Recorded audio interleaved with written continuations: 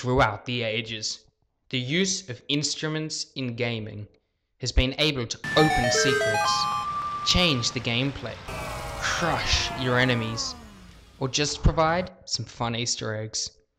So sit down in your piano chairs, grab your drumsticks, and tighten the strings of your guitar, because I'm going to pump this video 88 miles per hour. 88 miles per hour! And go back in time. The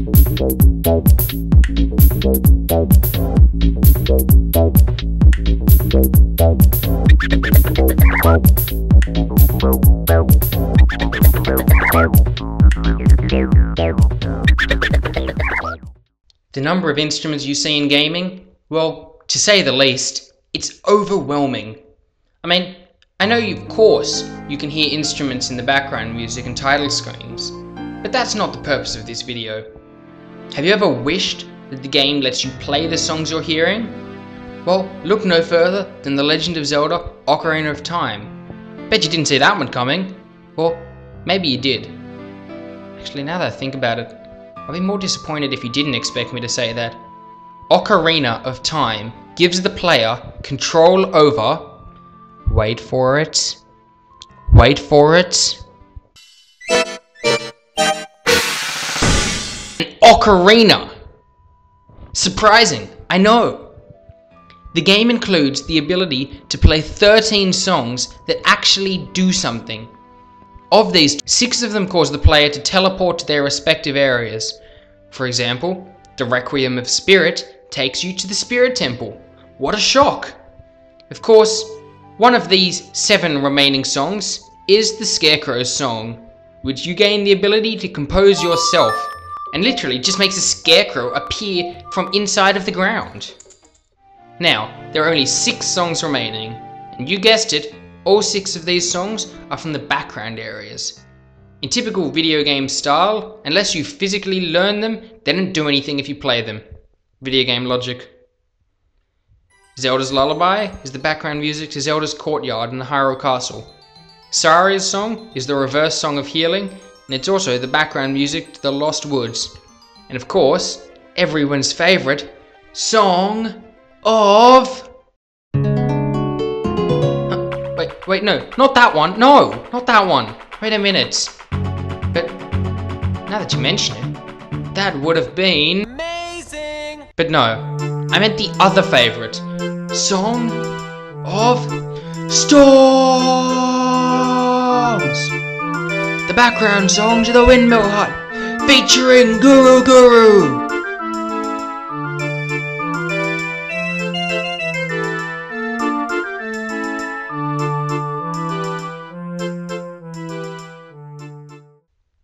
And of course, as time went by, the number of instruments Link has played has increased exponentially. But that's the topic for another video. But just first, one more small point in that. We can't forget Link's Awakening, where he somehow plays 8 instruments at the same time. Somehow, he can play the full moon cello, the conch horn, the sea lily's bell, the surf harp, the wind's marimba, the choral triangle, the organ of evening calm, and the thunder drum at the same time. Those are the actual names, yes. But should I have put a spoiler warning? No. That game was released in 1993. The 12-year time gap decrees that if you don't already know, you never will. But Zelda is not the only game series which uses instruments. Hell, even Mario and Luigi get an instrument. Super Mario Bros. 3, 1988, NES. When Mario got sick of jumping around the stage in his Goomba shoe, or perhaps the effects of his shrooms had worn off. Or maybe he'd burned one too many Goombas. Is it Goombas? If you look at the word formula, you get formulae. Goomba, Goombay. Okay, so after he'd burned one too many Goombay, he'd pull out his warp whistle and break Nintendo copyright laws by playing the song Link had already written. Link's recorder song from the original Legend of Zelda. And then, to pour salt into Link's mouth, Mario then teleports, just like Link, And, well, depending on where he is when he plays it, he can even skip all the way up to World 8. But so far, we've only mentioned Nintendo. If you look at my channel's name, you won't see the Nintendo musician. I am not the musician. I, as you will have heard at the beginning of every video, am the gamer musician. So let's move along to some Square games. There is, of course, the staple Bard job, beginning in Final Fantasy III, and no, I don't mean Final Fantasy VI, but 3. Yes, the real 3 that wasn't released outside of Japan for quite a bit, but if you look a bit now, you know, it's on Steam, the Android store. I think they made a DS version too. But yes, in that version, you can change the character's job to Bard, and these characters will provide status boosts and other buffs to your party, or weaken the enemy. This was carried over to Final Fantasy IV, and yes, Americans, that is 2 to you, where everyone's favourite,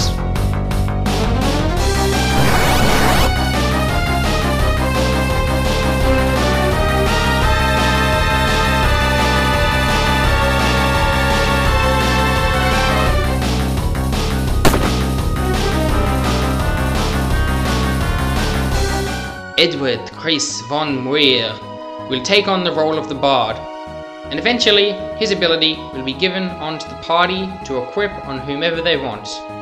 But for me, I liked Final Fantasy V, the one in between 4.2 and 6.3. Completing small quests or discovering the songs in the game will allow the bards to play the new songs, with a grand total of 8.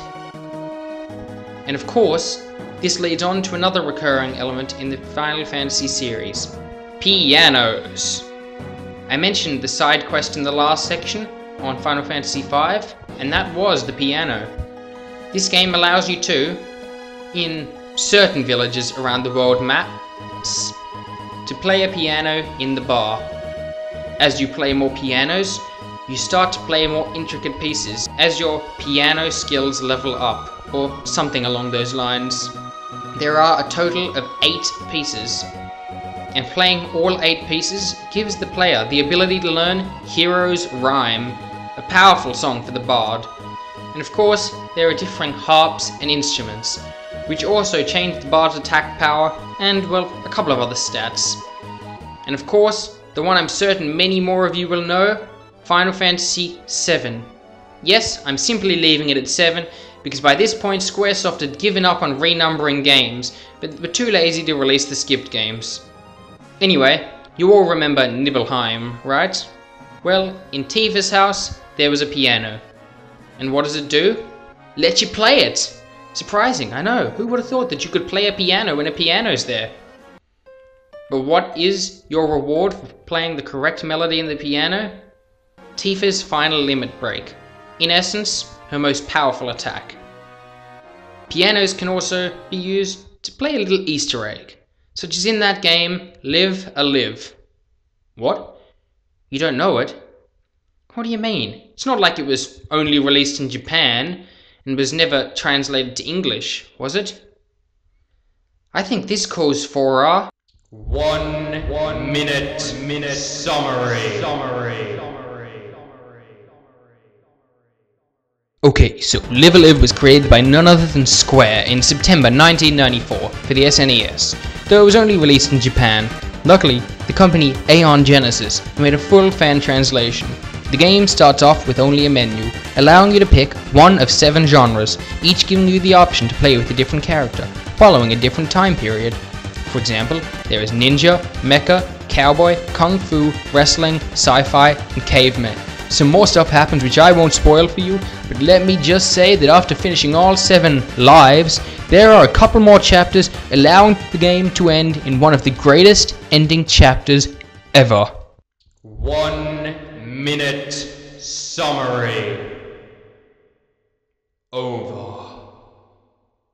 Well, anyway, now that that's out of the way, this game features a little piano hidden in the Chickaboo house.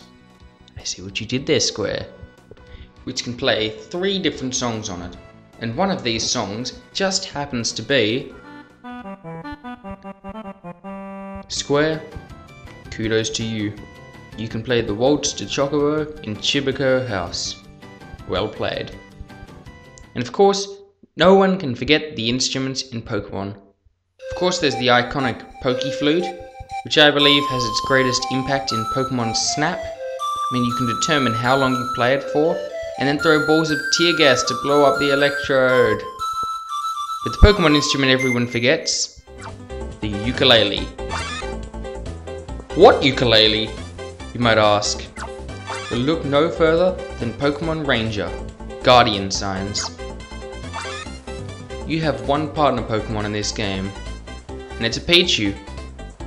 Well, whoop-de-freaking-do. It has a ukulele.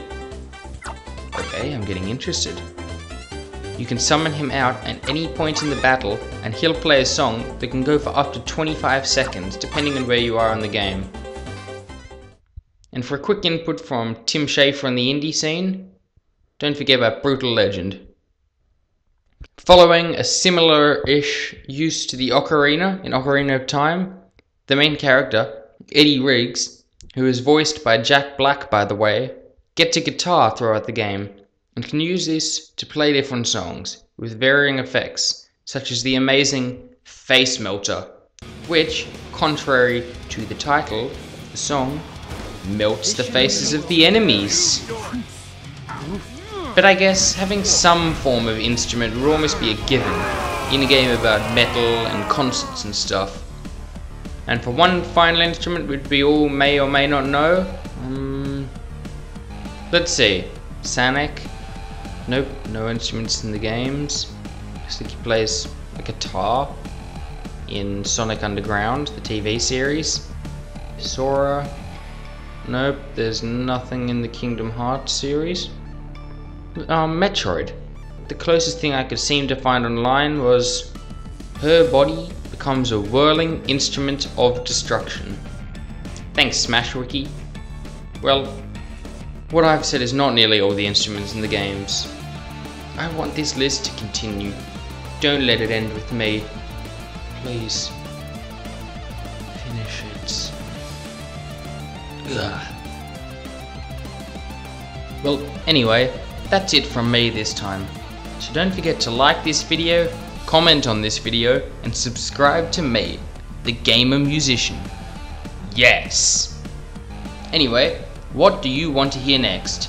Perhaps it's Together We Ride, that overplayed Fire Emblem song. Or maybe it's A Date with Fate, which is really just Under the Apple Tree, but with brass and more upbeat, so in other words, the Kingdom Hearts version of Final Fantasy VII Crisis Core song. Or who knows, maybe you want a medley of 3 songs from Final Fantasy III and the other Final Fantasy III, which is Final Fantasy VI. One final thing, I'm working on a collaboration at the moment with the fantastic Nat Ong Music, so look forward to it. Anyway, don't forget about me, and don't forget to come back next time for some more video game music themed videos from the Gamer Musician.